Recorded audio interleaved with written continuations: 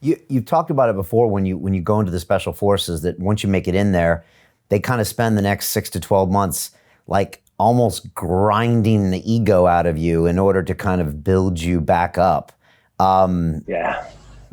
Can you describe that process? I mean, are you not the same guy that went in? No. I mean, there's this long, arduous process that they call selection. And, the Navy SEALs have buds, like they have Hell Week. And you lose a lot of guys during that. But that's not really where we lose the most amount of guys. In every single phase of training over the course of 2.5 years, there's 13 of you that go into this phase of training. And every single phase, you get to vote 1 through 13.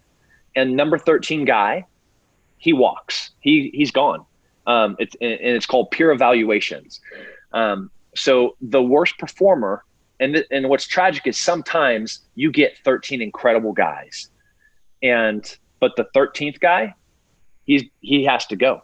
Whatever, he was late one time, he complained, he didn't do the work that was assigned, he fell asleep on shift, he wasn't a contributor, he said something that was racist, whatever it was, he's going to get voted last, or all of us collectively are going to vote him last, and he goes.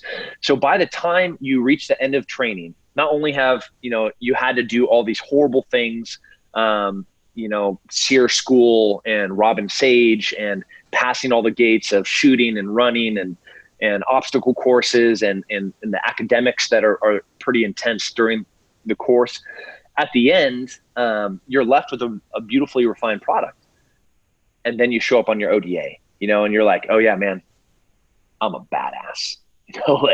Look, I've made it through all of this, I'm a collegiate athlete. I was a professional fighter. I'm a competitive shooter.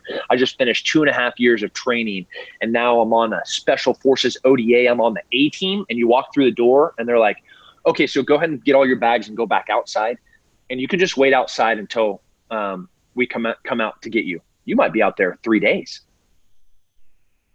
They don't need you, they don't need you until you're not wanted or needed, until you can provide an asset to that team. And that's a hard thing it's a hard place to come out of. You got a funny smile on your face when you talk about that. Kind of like you're remembering good things, but also hard things about that. Yeah, but like the hard things, I know memories you romanticize, like even the hard stuff. And at the moment you're like, man, this is horrible. Like this is hard. Like, I don't want to be treated like a piece of crap. Like I want them to realize like how much I bring to this team.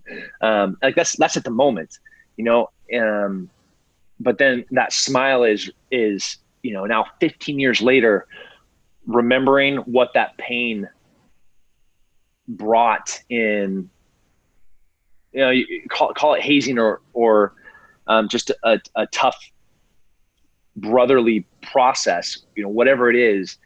Ultimately, when I got to that team, and knowing I was never good enough, and knowing I always wanted to figure out another way to help the guy next to me, it was never about me.